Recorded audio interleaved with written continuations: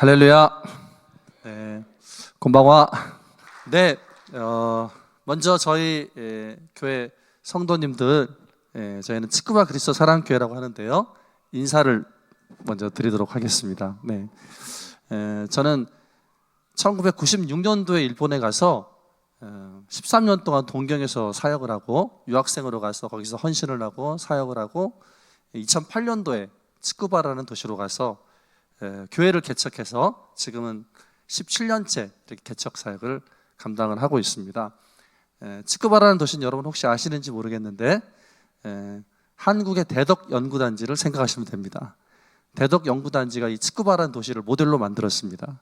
그래서 약 한 150개 정도의 연구기관들이 있고 또 일본의 아주 유수한 명문대학인 치쿠바 국립대학이 중간에 있고, 그래서 치쿠바 대학은 연구도시로 그리고 교육도시로 그리고 많은 연구자들과 유학생들이 이곳에 오기 때문에 국제적인 도시로 그렇게 잘 알려진 그런 도시입니다.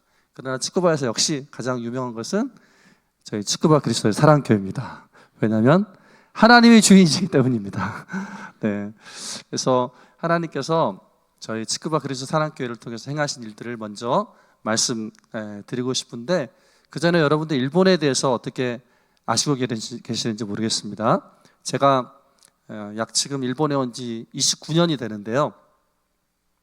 또 나름대로 하나님께 주신 지혜 가운데 연구하고 무엇보다 사역을 하면서 일본 영혼들을 만나보면서 느낀 네 가지 큰 어떤 장벽이라 그럴까요? 일본의 영적 상황은 첫 번째 800만 우상, 여러분 많이 들어보셨죠? 800만 우상이 있는 곳이다. 그래서 신도하고 불교가 혼합되어서 거의 인생의 모든 주기를, 물론 이게 이걸 뭐 종교적으로 그 사람들이 받아들이지 않지만은 영적으로는 분명히 그게 사실입니다. 신도의 그런 흐름 가운데 태어나서부터 그런 삶의 주기를 그 신도의 행사들을 하면서 살고 있고요. 또 죽을 때는 불교에 전부 다 이렇게 매장을 하게 됩니다. 절에. 그래서 마지막에는 이제 삶은 신도가 잡고 있고 그리고 죽음은 불교가 잡고 있고, 이런 곳이라고 보시면 되겠습니다.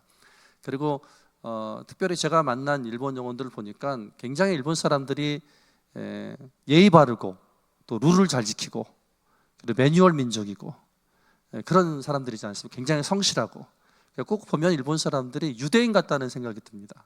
그래서 굉장히 예의 바르고 룰을 잘 지키고 법을 잘 지키고 굉장히 매뉴얼대로 잘 해나가는 그런 민족이지만, 사실은 그것을 자기 힘과 자기 노력으로 하기 때문에 어떤 면에서는 안 될 때는 자기를 굉장히 많이 자책하게 되고, 또 될 때는 또 안 되는 사람들을 또 정죄하게 되고, 그런 바리새인적인 그런 모습들이, 그래서 수고하고 무거운 짐을 지고 있는 그런 율법주의적인 면이 굉장히 강하다. 또 한 가지는 역시 일본적인 독특한 집단주의가 있습니다. 물론 천황제가 지금 현재로서는 상징적인 그런 제도이지만 그래도 그 천황제의 뿌리를 내리고 있는 굉장히 그 일본 정신 같은 것들이 일본 사람들을 자리 잡고 있어서, 뭐 가정이든지 자기가 속한 학교라든지 자기가 속한 회사라든지 자기가 속한 마을이라든지 이런 특별한 그런 집단주의적 공기가 있습니다. 그래서 자기 마음을 솔직하게 잘 드러내지 못하고, 일본말로 혼내라고 그러는데 솔직하게 드러내지 못하고 다떼마에 표면적으로 그 집단의 공기에 맞춰서 살아가면서 굉장히 자기 속마음을 잘 드러내지 못하니까 그 집단의 분위기에 맞춰 살고 있으니까 굉장히 영적으로는 눌려있는 그런 상황들을 볼 수가 있습니다. 그리고 이제 현실적인 문제로서 일본에는 지금 8,000개의 교회가 있는데 그 중에 대부분의 교회들이 초고령화 교회입니다.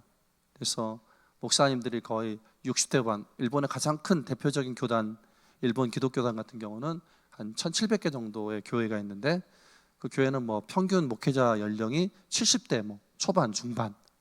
그래서 목회자들이 은퇴를 할 수도 없고 그냥 목회자들이 교회를 끝까지 하시다가 소천하시면 교회도 이제 끝나고, 근데 신학생들도 굉장히 부족하기 때문에 앞으로 약 20년 후에는, 지금 현재 8,000교회가 있는데 앞으로 약 20년 후에는 이대로 가면은 약 3,000교회가 사라질 수 있다, 이렇게 보고 있습니다. 물론 이제 새로 세워지는 교회도 있겠지만 이 초고령화 문제 때문에 굉장히 일본 기독교의 미래는 참 암울한 현실의 상황 가운데 있습니다. 그러나 이것은 통계일 뿐이고 우리 하나님은 황무지에서도 일하시고 광야의 길을 내시고 사막의 강을 내시는 우리 주님이신 줄로 믿습니다. 저는 이런 상황 가운데서 하나님께서 주신 은혜 가운데 그래서 일본 기독교 교세가 대략적으로 이렇게 나오면은 개신교회가 약 신도수가 60만 명, 그리고 인구 대비로서는 약 0.47% 정도, 그 정도의 개신교회가 있고요. 실제로 주일날 예배를 참석하는 사람들은 약 전부 다 합쳐서 한 24만 명 정도로 그렇게 보고 있습니다. 이러는 가운데 하나님께 주신 사역 가운데 주신 하나님께 주신 어떤 이런 일본 선교를 뚫어낼 수 있는 영적 대안으로는 역시 우상행과의 영적인 전쟁이 있기 때문에 뜨거운 기도가 필요하고, 그리고 하나님의 임재가 넘치는 예배. 일본 분들은 굉장히 지성적이고 이성적인 분들입니다. 그러니까 성경 공부를 굉장히 좋아합니다. 그러나 성경 공부 그래서 잘 접근할 필요가 있습니다. 그러나 그대로만 계속하면 또 율법주의화가 되거든요. 그래서 하나님의 살아계신 임재가 넘치는 예배, 찬양, 이런 것들이 굉장히 중요한 요소로서 우상의 장벽들을 뚫어낼 수 있다. 또 율법주의는 역시 예수님의 복음을 통한 영적 자유, 저는 일본 성경 키워드는 자유라고 생각합니다.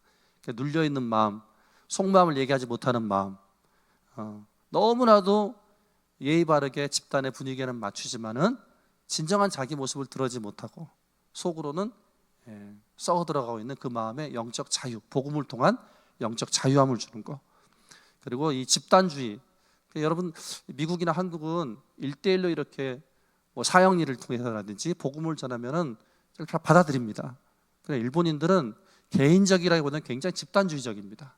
그래서 복음을 전할 때도 물론 복음을 1대1로도 전하지만, 그러나 참 자유가 넘치고 사랑이 넘친 교회 공동체로 인도할 때 그 공동체의 영적인 분위기를 통해서 일본인들이 주님을 깊게 경험하고 만나가는 것을 보게 됩니다.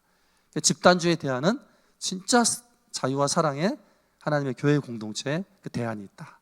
그리고 초고령화 고령화 교회를 살리기 위해서는 다음 세대를 살리기 위해서, 지금 뭐 한국도 또 우리 미국에 있는 교회들도 다음 세대에 대한 절실한 기도들이 있는데, 일본은 정말 교회의 존폐가 기독교의 존폐가 거기에 달려있기 때문에 다음 세대 청년들이라든지 그리고 이제 학생들, 어린 학생들, 아이들을 그렇게 신앙훈련을 시키는 것이 너무나도 중요하다라고 이렇게 하나님께서 30년 동안 이렇게 사역하는 가운데 주신 어떤 지혜였습니다. 지금부터 제가 잠깐 저희가 저희가 한 4년 전부터는 저희 교회 내에서 인터내셔널 크리스천 스쿨을 시작을 했습니다. 대안학교를.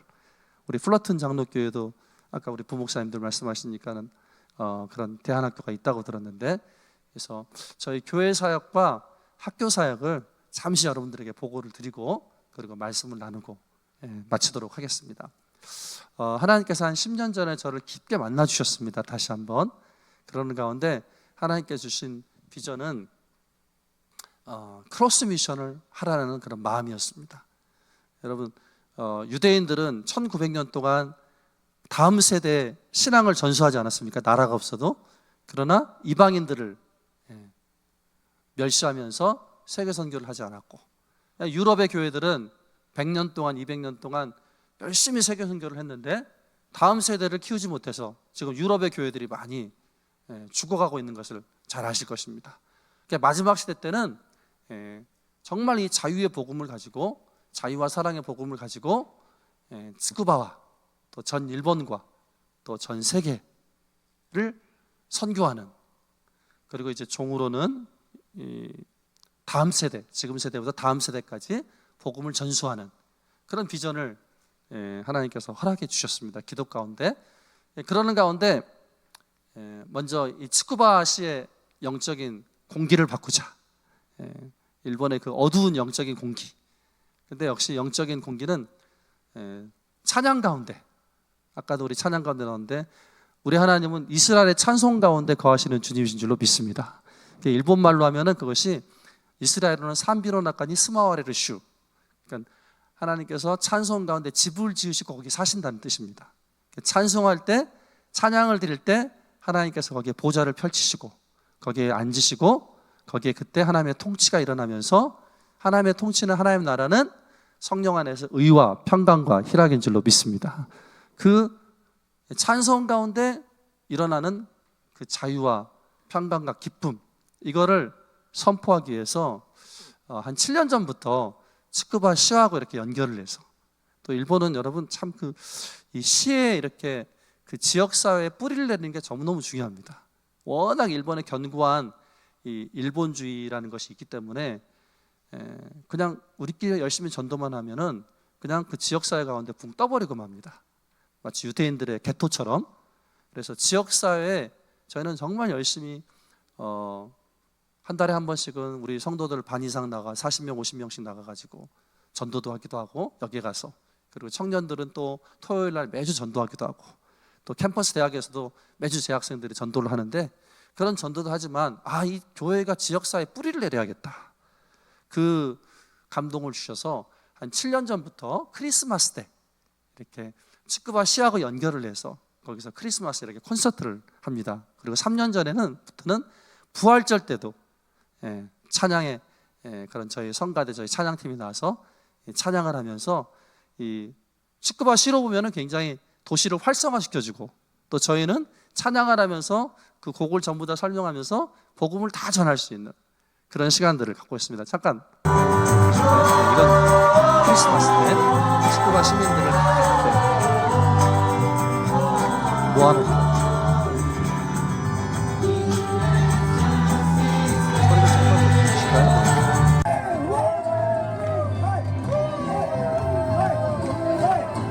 이거는 부활절 때 또 치쿠바의 중심에서 저렇게 기쁨의 찬양을 하면서 시민들하고 기쁨을 나누고 그런 일들을 하고 있습니다. 그리고 일본 전역을 선교하기 위해서 저희 교회에서 치쿠바 대학교 이제 석사 박사 과정을 다니던 지체들이 예수님 만나고 세례를 받고 헌신을 했습니다. 그래서 사역자가 돼서 지금 한 명은 이쪽 오른쪽에 있는 형제는 지금 한국인 형제인데 결혼해서 동경에 가서 사역을 하고 있고, 또 왼쪽에 있는 형제는 중국인 형제인데 결혼해서 또 히로시마에 가서 사역을 하고 있습니다. 그리고 중간에 있는 우리 하야시 전도사, 그리고 우리 미에코 자매는 같이 헌신해서 서로 결혼해서 지금 저희 치쿠바에서 같이 사역을 감당을 하고 있습니다. 그래서 역시 일본의 교회가 세워지기 위해서는, 복음화를 하기 위해서는, 선교를 하기 위해서는 사역자들이 세워져야 되는데, 그래서 사역자들을 세워서 파송하는 걸 통해서 일본 선교를 감당을 하고 있습니다. 그리고 전 세계 선교를 하자라는 마음을 2017년도에 하나님께서 또 기도하는 가운데 주셨습니다. 그래서 하나님께서 저희 예배를 좀 바꿔서 저희 일부 예배는 9시에 주일날 일본어로 제가 설교하고 예배를 드립니다. 그리고 11시 예배는 일본어와 영어 바이링걸로 예배를 드립니다.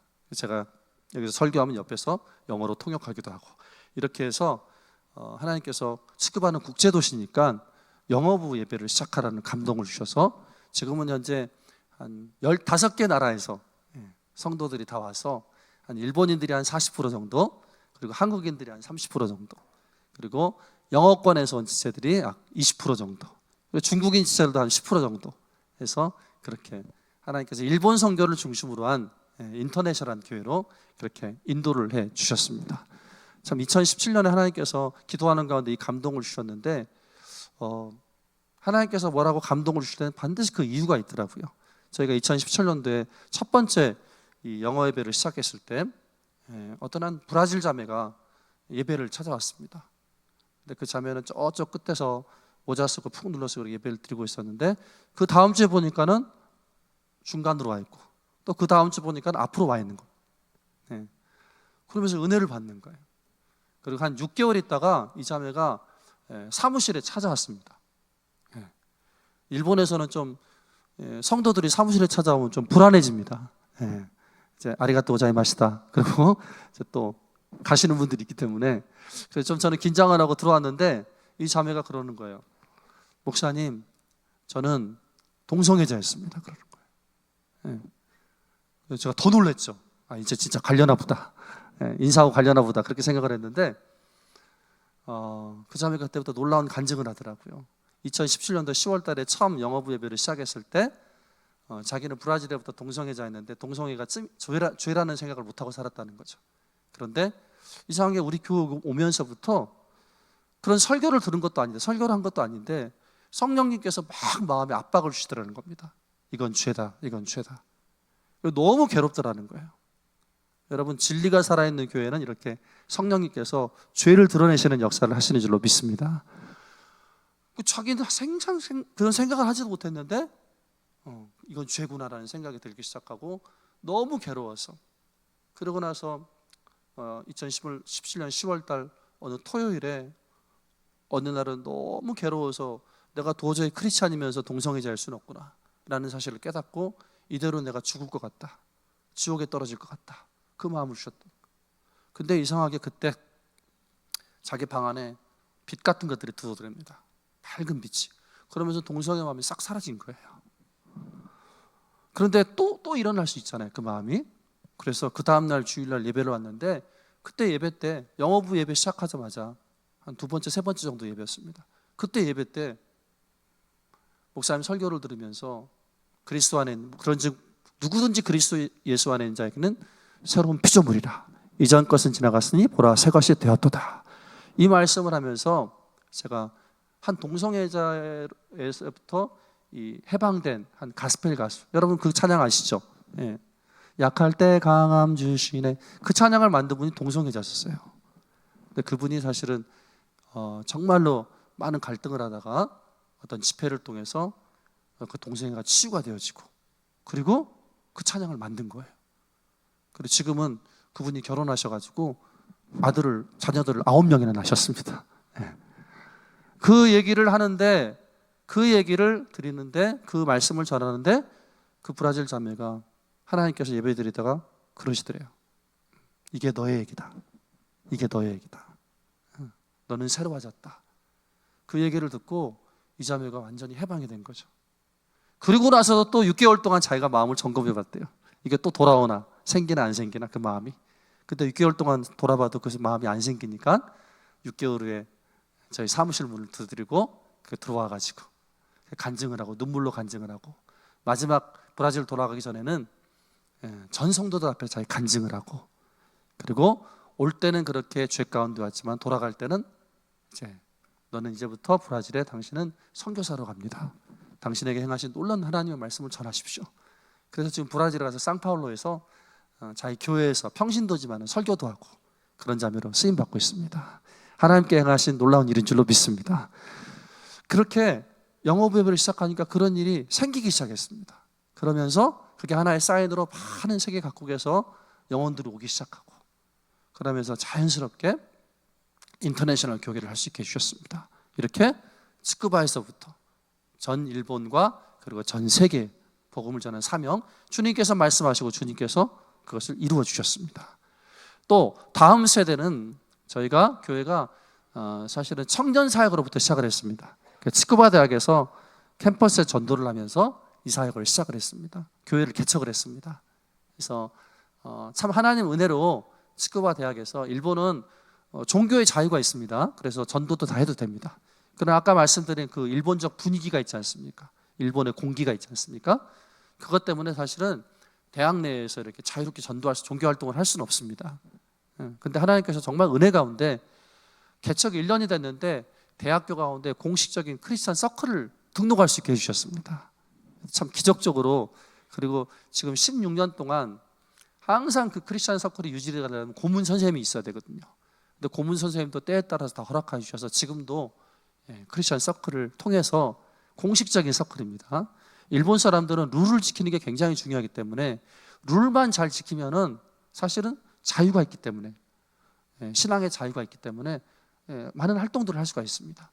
그렇게 해서 공식 섞인 서클을 통해서 선교를 계속하다가 작년에는 그냥 크리스찬 서클이 아니라 본격적으로 성경부로 이름을 바꾸고 성경 세미나를 하자. 작년에 우리 한 자매가 츠쿠바 대학교 철학과에 다니는 한 자매가 변화가 됐습니다. 여러분, 츠쿠바 대학교 철학과는 일본에서 동경대 철학과, 교토대 철학과, 그리고 츠쿠바대 철학과입니다.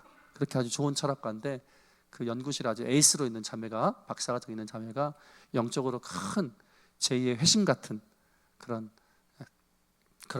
정말로 놀라운 죄 회개와 더불어서 자기 안에서 진짜 시커먼 영이 떠나가는 것을 또 경험을 하고, 집회 가운데, 예배 가운데, 기도 가운데 아키코라는 자매가 저렇게 변화가 됐습니다.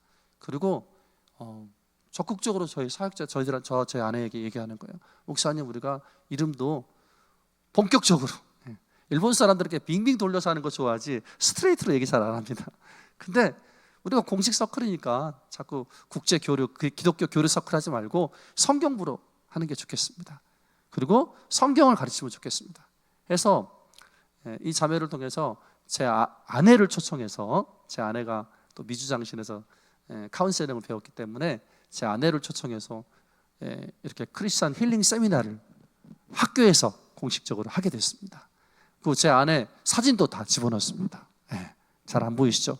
그래서 자, 크게 저렇게 제 아내 사진도 넣어가지고, 이게 굉장히 사실은 어려운 일이에요.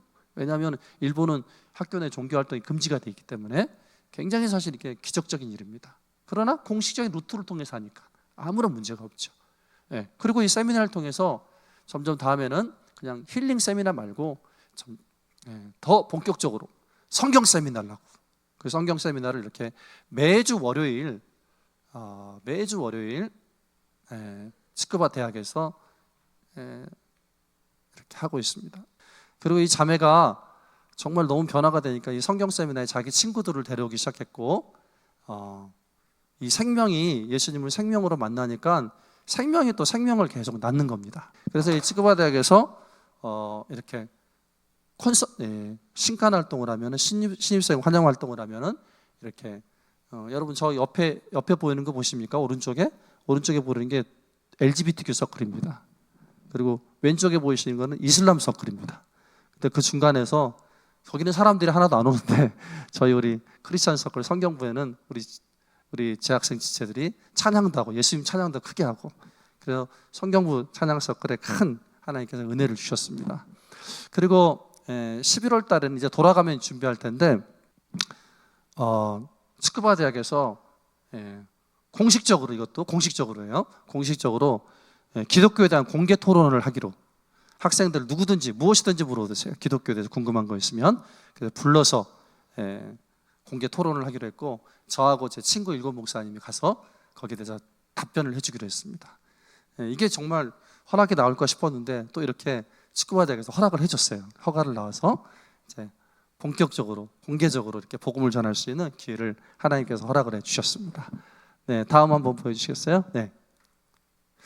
그리고 또 한 가지는 저희가 역시 청년들을 해보니까 역시 20대 청년들도 너무 늦는다는 걸 깨달았습니다. 왜냐하면 이미 20년 동안 일본의 사회 속에서 이미 어떨 때 이지매도 당하기도 하고, 그리고 그런 어두운 영적 공기 가운데 마음이 많이 상처를 받은 사람들이 많이 있기 때문에 하나님께서 이제는 더 나이를 낮춰서 어린아이부터 하기 위해서 4년 전부터 이렇게 크로스 미션 크리스찬 스쿨을 시작할 수 있게 해주셨습니다. 그래서 4년 전에 저희 아들 2명으로 시작을 했습니다. 근데 하나님께서 은혜를 주셔가지고 지금 올해 4년 지나서 학생들 14명, 그리고 유치원생들, 한번 다음 거 보여주시겠어요? 유치원생들 6명에서 20명으로 하나님께서 부흥을 시켜주셨습니다. 그래서 현재 이 학교는 인터내셔널 크리스천 스쿨로 일본어랑 수학은 일본어로 하고, 그리고 나머지 과목도 영어로 하면서 바이링걸로 그렇게 하고 있습니다. 그래서 선생님들은 한 7명의 풀타임 선생님들이 계시고 또 한 6명의 파타임 선생님들이 같이 교육 선교사의 마음을 가지고 이렇게 하나님께서 선교를 할 수 있는 길을 열어주셨습니다. 네, 그 다음에요. 매일매일 예배드리고 매일매일 기도하고, 점심때는 다니엘 기도를 하고 말씀 외우고, 이렇게 정말 영성을 키우고도 있고, 또 역시 학교니까 이 지성적인 부분도 굉장히 중요하기 때문에 저희가 이제 특별히 이렇게 지성적인 면에서도 힘을 들여서 일단 지금 현재는 굉장히 스마트폰하고 싸움이더라고요. 그래서 저희 작년부터 저희가 우리 부모님들하고도 학생들하고 다 얘기해서 저희 학교는 스마트폰을 쓰지 않는 걸로, 있는데 학교에 가져오지 않는 게 아니라 아예 저희 학교 다닐 때까지 사주지 않는 걸로 도장 찍고 스마트폰 쓰지 않는 거, 그런 운동을 하고 있고, 그리고 그 대신 연필로 쓰고 연필로 또 숙제도 내고, 그리고 그 대신 이제 기독교 철학 수업을 집어넣어서 좀 생각과 사고의 체계를 갖추는 그런 일들을 하고 있습니다. 네. 그렇게 하나님께서 또 그렇게 하다 보니까 또 은혜를 주셨어요. 그래서 작은 학교인데 저희 현이 이바라키 현이라는 현인데, 일본으로 하면 주조추, 그 현에서 에세이 대회에 우리 학생들을 많이 냈는데, 학생들이 가서 상을 타오는 거예요. 그래서 우수상도 타오고, 저기 앉아있는 제 둘째 아들은 최우수상도 이렇게 타와가지고요, 그 옆에 우리 학교 이름도 올라가기도 하고, 그래 작은 학교지만은 이렇게 점점 사회에 내보내서 열심히 실적들도 쌓이게 하면서 또 학문적인 부분들을 보충을 하고 있습니다. 네, 그리고 이제 스쿠바시하고 세계 선교를 하기 위한 미션을 위해서 이렇게 학생들이 적극적으로 세계 선교 아웃리치도 가고, 스쿠바시를 아까 말씀드린 그 크리스마스나 부활절 페스티벌 때는 우리 학생들이 다 가서 부스도 만들어가지고 행사 진행도 하고 그런 일들을 하고 있습니다. 그리고 이제 결국 교육 선교를 하다 보니까 우리가 일본 선교를 하기 위해서는 미래의 지도자들을 키워야겠다, 이런 마음을 하나님께 주셔서 이제 시청도 방문해서 이렇게 같이 시장님하고 이렇게 같이 대화도 나눠보기도 하고, 또 국회도 방문해서, 여러분 저 맨 오른쪽에 계신 파란 옷 입은 저분이 저희 현의 이바라키 현의 중의원이십니다. 중의원. 근데 저희가 이스타 부활절 때 열심히 페스티벌 하니까 도시를 활성화시켜줘서 고맙다고 축전을 보내주셨어요.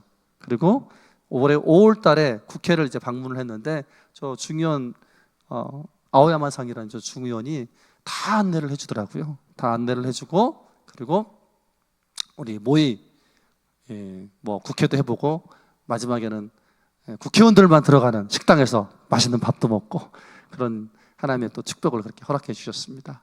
그리고 이제 학교가 이제 점점 진학을 준비해야 되기 때문에 글로벌 인터내셔널 크리스천 스쿨이기 때문에 대학 진학을 위해서 미국에 있는 크리스천 대학들과 연계를 하나님께서 맺게 해주셨습니다. 우리 부목사님 무디 출신이라고 하셨는데, 작년에 이제 7월 달에 무디도 한번 방문을 했고, 그리고 또 한동대가 이 학교를 모델로 했다고 하던데, 인디아나주에 가면 테일러 대학이라는 아주 유수한 역사의 기독교 대학이 있습니다. 그것도 방문해서 총장님도 만나 뵙기도 하고, 또 무디의 선생님이 저희 학교를 방문하셔가지고 올해 말씀도 전해주기도 하고, 또 테일러 대학의 총장님이 이렇게 오셔가지고 저희 학교와 교회에서 말씀도 전해주기도 하고 그랬습니다.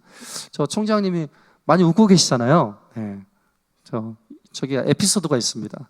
작년에 7월 달에 테일러 대학을 방문해서 총장님 만났을 때 안내해준 한국인 교수님이, 우리 총장님은 다이어트 코크밖에 안 마신대요. 다이어트 코크밖에. 그래서 해외에 출장을 나가셔도 미국 다이어트 코크를 사가지고 한 박스 사가지고 나가신답니다. 근데 일본에서 나오는 다이어트 코크도 안 마시고 미국에서 나온 다이어트 코크만 마신대요. 그래서 그럼 7월 달에 제가 방문했고 10월 달에 오시기로 했거든요. 그래서 그때 깜짝 선물로 다이어트 코크를 선물해 주면 좋겠다. 그래서 미국에 갔을 때 그걸 2병을 샀습니다. 2병을 사가지고 일본에 와서 저희 집 냉장고에다 깊이 넣어놨습니다. 근데 사고가 터졌습니다. 제 두 아들이 그걸 마셔버리고 말았습니다. 그래가지고 이걸 어떡하지? 근데 또 9월 달에 LA에서 제 친구 목사님 한번 저희 교회 집회를 오시기로 하셨어요. 그래서 그 목사님이 전화가 왔습니다. 최 목사님 뭐 준비해 갈 거 있습니까? 묻더라고요. 제가 뭐라 그랬겠어요? 다이어트 코크 그랬죠. 그래서 다이어트 코크를 3병을 준비를 해왔습니다. 그래서 그걸 드리니까 저렇게 기뻐하시는 거예요. 저 총장님이. 그러면 자기는 전 세계를 다녀봤는데 이렇게 귀중한 선물을 받아본 적이 없다. 2,000엔도 안 되는데, 아주 싼데.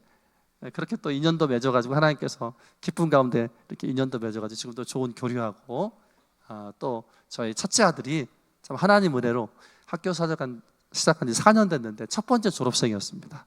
첫 번째 졸업생인데 올해 테일러 대학에 이렇게 입학을 해서 사실 오늘 그 아들을 어제 테일러 대학에 떨어뜨려주고 그리고 이렇게 오늘 LA로 이렇게 돌아왔습니다.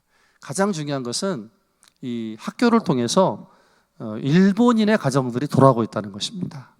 저희는 청년 사역을 해서 청년들을 일꾼들로 많이 키웠는데 참 일본의 가정들은 어렵더라고요. 일단은 가정이 되어지고 그럼 본격적인 일본 사회 속에 살아가는 것이기 때문에 굉장히 그 일본인 가족들을 전도하는 거 쉽지 않았습니다. 근데 학교를 하니까 저 자매가 마나카 아야미라는 약사 자매입니다. 약사.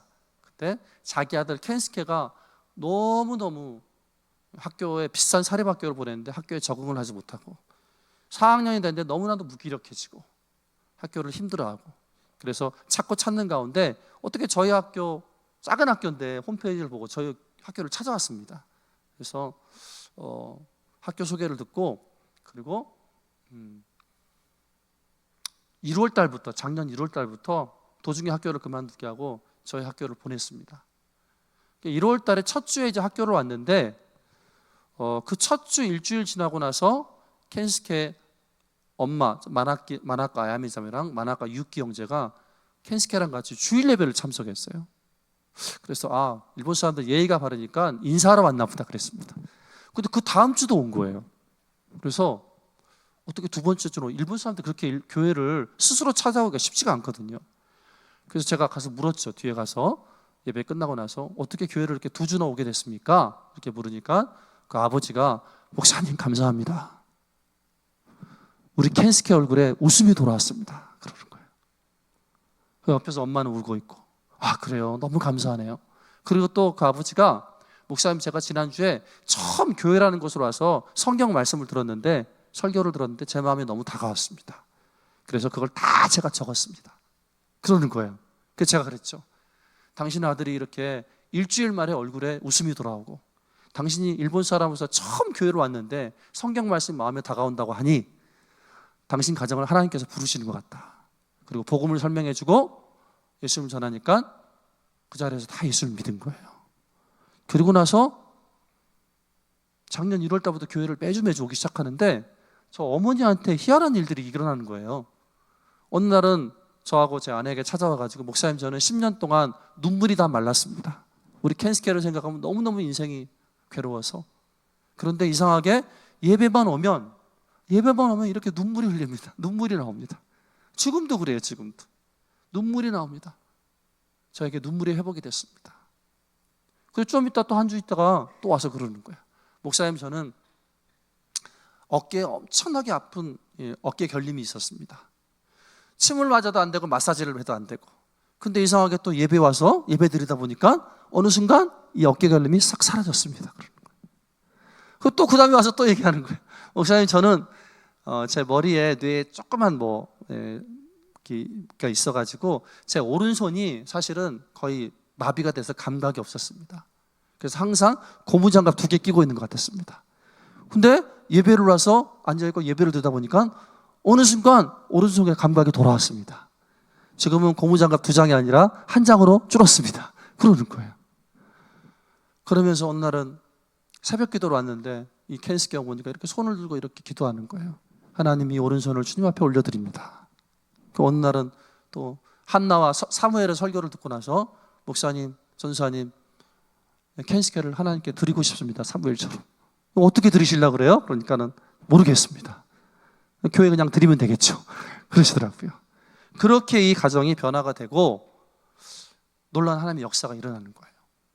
여러분 제가 이 자매의 간증을 짧게 한번 준비했거든요. 한번 직접 한번 들어보시죠. On January 7th of this year, our family came to the service for the first time. まだ数ヶ月しか経っていませんが、イエス様を心に迎え入れてから驚くべき聖霊の恵みと救いがありました。 Only several months passed after that, but after we received Jesus in our hearts, there were amazing blessings and salvation from the Holy Spirit. 一番は息子の変化です。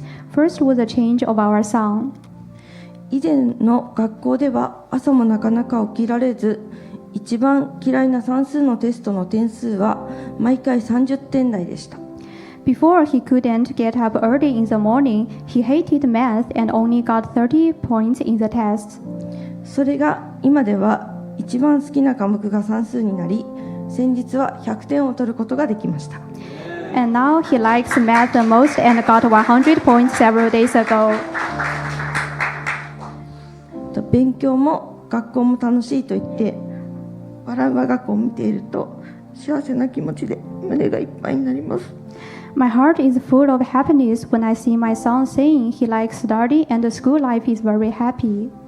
一番奇跡的なことは長年大変で辛かった肩こりが消えてきていることです。 The most miraculous one was that the stiff shoulders that were so hard and painful for many years have disappeared. 針をしてもマッサージをしても薬を飲んでも消えることがなく、時に片頭痛で吐いて腕がしびれたりしていましたが、いつの間にか痛みを感じなくなってきました。 I have tried needles, massage, and took medicines, but my stiff shoulders weren't healed. Sometimes I usually get migraine, vomiting, numbness, and painful in my arms. And now I don't know when, but I am not feeling painful anymore. 今まで私、そして私の家族は疲れて重荷を負っているものの家族でした。 Me and my family was a weary and burdened family in the past. しかしこれからは違います。 But now we are different. イエス様、聖霊様が私たちの家庭に大きな祝福と救いを与えてくださり感謝いたします。 하나님께 영광의 박수를 돌려드리겠습니다. 근데 이게 끝이 아니었어요. 켄스케가 또 자기 할머니를 전도하기 시작했습니다. 근데 할머니 교회 와. 교회가 어떤 곳인데 몰라. 하여튼 무조건 좋으니까 무조건 교회 와. 그러면서 할머니가 작년 10월에 교회를 또 오시기 시작하셨어요. 근데 그 할머니가 또 첫 번째 예배를 드렸는데 첫 번째 예배부터 이렇게 줄줄 우시는 거예요. 그래서 제가 또 뒤에 예배 끝나고 나서 물었죠. 당신이 첫 번째 예배부터 이렇게 하나님께서 눈물을 주시는 거 보니까 하나님께서 당신을 부르시는 것 같다. 그 복음을 설명해주고 예수님 믿겠냐고 그 자리에 예수님 믿으신 거예요. 그래서 작년 부활절 때는 1월 달에 켄스케 가정이 와서 3월 달에는 가정이 전부 다 세례를 받게 되었습니다. 그리고 또 켄스케가 또 할머니를 전도해서 예수님 믿고 작년, 올해죠. 올해 부활절 때는 할머니도 이렇게 세례를 다 받으셨습니다. 그리고 또 여기서 끝이 아니었습니다. 저희가 올해부터는 시하고 연결해서 유치원을 시작하게 됐는데 그러려면 보육사 자격증이 있는 분이 2명이 있지 않으면 안 됩니다. 근데 저희는 1명은 있었는데 이 할머니가 40년 동안 보육사를 하신 분이셨던 거예요. 그리고 부원장까지 하신 분이셨어요. 그래서 올해 이렇게 시하고 연결해서 보육원을 하는데 우리 할머니 만학과 히데크상이 같이 와서 보육원을 하게 하면서 선생님, 유치원 선생님을 하면서 이렇게 시하고 연결한 공식 이렇게 유치원도 할 수 있게 하나님께서 전부 다 예비를 해 주셨습니다. 네. 하나님이 하신 일들은 너무나도 놀라운 일이신 줄로 믿습니다. 네. 저희는 그래서 지금도 크로스 미션 스쿠바에서 그리고 전 세계 일본과 전 세계를 위해서 그리고 지금 세대에서부터 다음 세대까지 이렇게 기도하면서 저희는 이거 금요철화 때 저희 교회 모습인데 애기서부터 어린아이서부터 청년 남녀성교회 전부 다 모여서 같이 한 마음으로 손 들고 하나님 스쿠바에 그리고 일본 땅에 전 세계 주님 부흥을 허락하여 주시옵소서. 다음 세대에 이 복음이 계속해서 크로스 미션 크리스찬 스쿨을 통해서 증거되게 하여 주옵소서. 기도를 그렇게 하고 있습니다. 오늘 말씀을 여러분 같이 읽으셨는데요. 잠깐 말씀을 드리고 마치겠습니다. 네. 저는 신앙을 저희 성도들에게 항상 얘기할 때 PLO라고 합니다. 여러분 PLO가 뭘까요? PLO는 pray, 하나님께 기도드리는 겁니다. 그리고 기도드리는 건데 listen은 하나님의 음성을 듣는 것입니다. 하나님 말씀을 듣는 것입니다. 그리고 하나님 말씀을 주시면 그대로 obey, 순종할 때 하나님께서 하나님의 일을 이루시는 줄로 믿습니다. 오늘 베드로가 그렇지 않습니까? 주여 주시거든 나를 명하여서 오라 하소서 기도하잖아요. 그리고 그냥 뛰어들었습니까? 그렇지 않죠. 믿음으로 뛰어들어서 물을 걸은 게 아니죠. 예수님이 오라 말씀하시잖아요. 오라 말씀하신 걸 듣고 그 말씀에 순종해서 나갔을 때 무리를 기는 기적을 경험한 것입니다. 이게 피에로의 원리인데, 근데 많은 경우 저도 그랬고 우리 크리스찬들이 유사품 신앙을 합니다. 그게 PRO인데요. P는 뭘까요? P는 플랜입니다.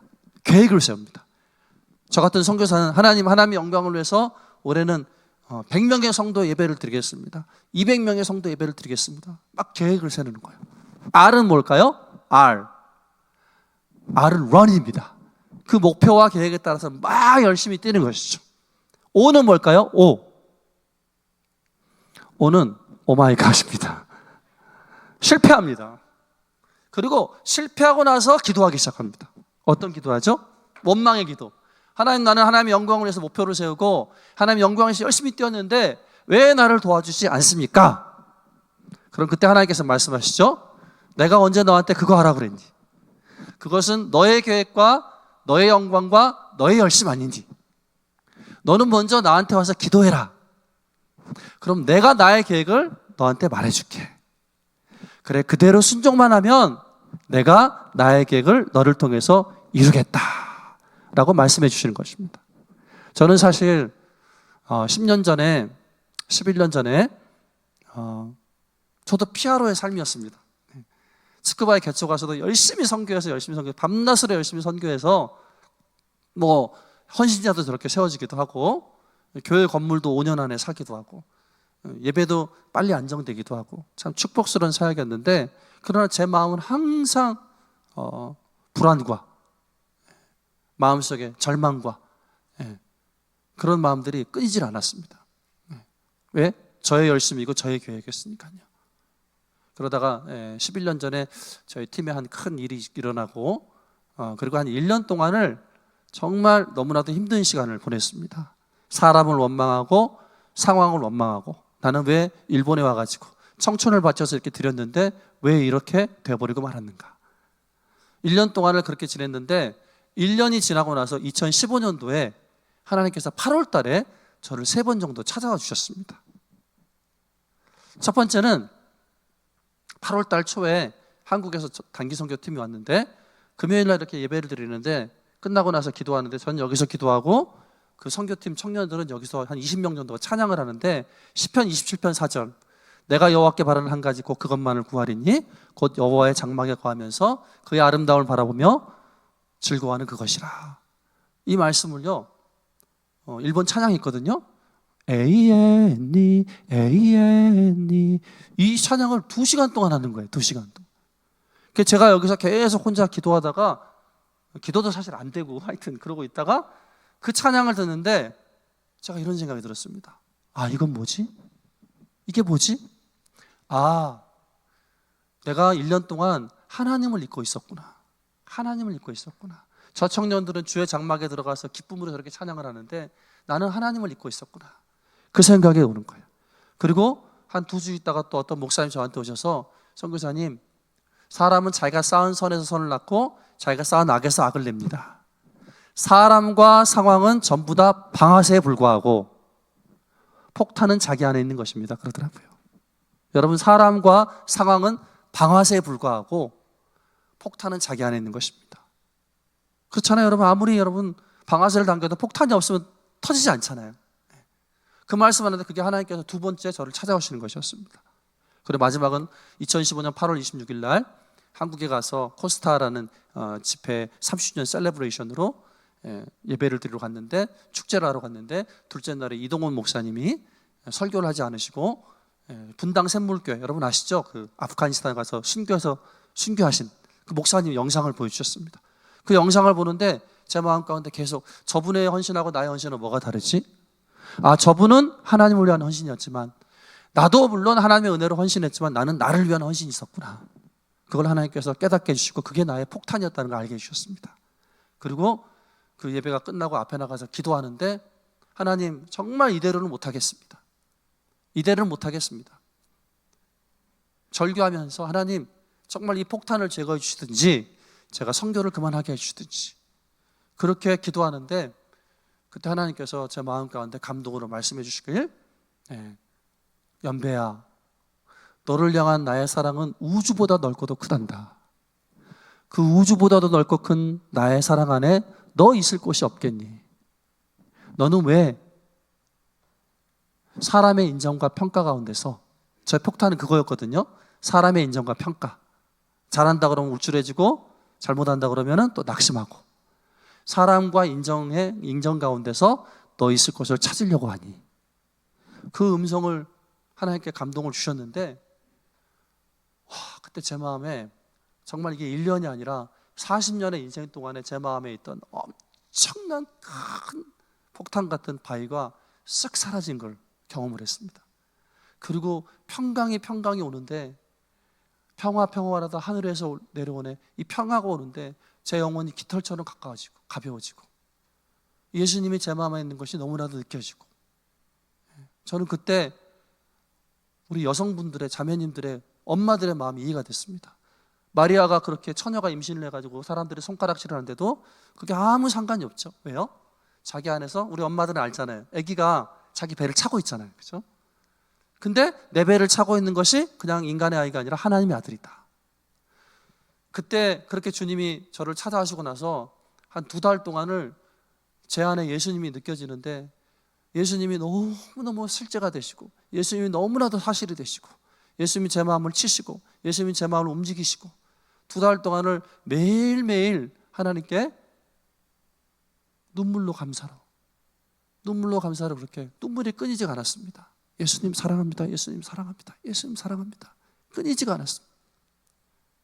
그러고 나서 예수님, 이렇게 주님 내가 사랑하는데 내가 뭘 해야 될까요? 저는 항상 피아로였기 때문에 뭘 하는 게 중요합니다. 계획 세우고 뭘 하는 게. 이렇게 은혜를 받았는데 제가 뭘 할까요, 주님? 뭘 할까요, 주님? 그래서 오살리에 가가지고 2박 3일 동안 금식 기도를 하는데, 둘째 날 저녁에 주님께서 기도하는 거죠. 주님, 제가 뭘 할까? 이제 성도들한테 비전도 발표해야 되고 이제 진행을 해야 되는데 뭘 할까? 이렇게 은혜를 주셨는데, 근데 주님이 그러시더라고요. 연배야, 너는 뭘 그렇게 하려고 그러니? 그냥 너는 나랑 같이 좀 있자. 포도나무에 가지가 붙어있는 것처럼 네가 나와 같이 있으면 열매를 절로 맺는 거야.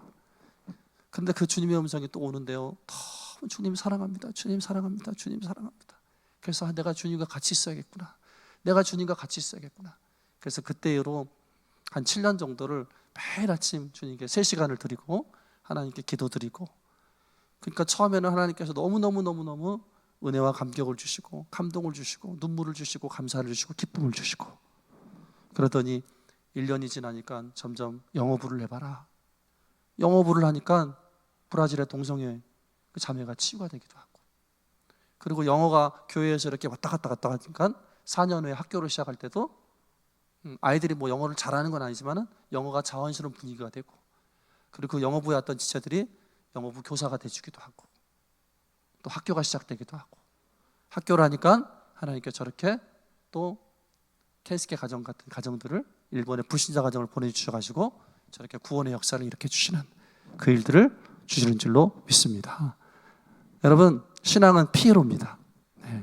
혹시 여러분 가운데 피알로, 나는 계획 세우고 내물이 열심히 떴는데 매번 오 마이 갓, 이렇게 끝났던 좀 안타까운 그런 삶이 혹시 있으셨다면, 오늘도 이 예배를 통해서, 오늘도 이 말씀을 통해서 하나님께서 여러분들에게 다가오시는 줄로 믿습니다. 신앙은 의무가 아니라 반응입니다. 반응.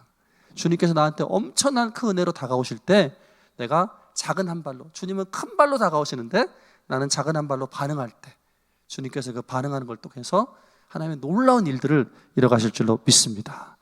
여러분, 지금도 어느 분에게는 이 말씀과 또 일본에서 일어나는 일들을 통해서 어느 분에게는 주님께서 지금도 말씀하시고 지금도 다가가시는 줄로 믿습니다. 그 주님의 다가오심에 여러분 귀를 기울이시고, 여러분 그 다가오심에 나도 한 발짝 다가가서 주님 앞에 기도하고 주님을 찬양하고 주님께 나아갈 때, 하나님께서 여러분들을 향하신 주님의 계획들을 보여주시고, 또 플러튼 장로교회를 향한 주님의 계획을 보여주시고, 그 일들을 듣고 기도할 때, 듣고 순종할 때 하나님께서 놀라운 역사를 이루실 줄로 믿습니다. 저는 그렇게 주님 만나고 나서 10년 동안 제가 항상 고백하는 것은, 할 일은 참 많습니다. 학교를 하니까 정말 할 일이 많아요. 그러나 저는 항상 고백하기를, 과제는 많지만 더 이상 짐은 없다. 왜? 짐이 있을 때마다 그 다음날 아침에 주님께 나가서 기도하면 주님께 또 평안을 주시고 그 다음에 또 지시해 주시고 또 말씀해 주시니까 그걸 따라가다 보면 저렇게 생명이 살아나고 일본의 가정들이 돌아오고 캠퍼스가 돌아오고 이런 일들을 보게 되니까 그저 그냥 놀라운 마음으로 주님을 따라가는 일들을 지금도 감당하고 있습니다. 우리 플러튼 장로교회 하나님께 기도드리고 주의 음성. 근데 여러분 주의 음성은요 가장 중요한 것은 여러분 교회이기 때문에 우리 주일날 예배 드릴 때 담임 목사님 설교를 통해서 제일 많이 주의 음성이 옵니다. 그래서 목사님 통해 주시는 하나님 말씀을 또 잘 주의 음성으로 받으면서 우리 플러튼 교회 공동체가 정말 LA 땅을 살리고 또 여러분들이 일본을 이렇게 도와주시니까 제가 이렇게 와서 일본을 보고하지 않습니까? 앞으로 일본을 위해서도 계속 기도해 주시는 은혜가 있기를 예수님의 이름으로 간절히 축원합니다.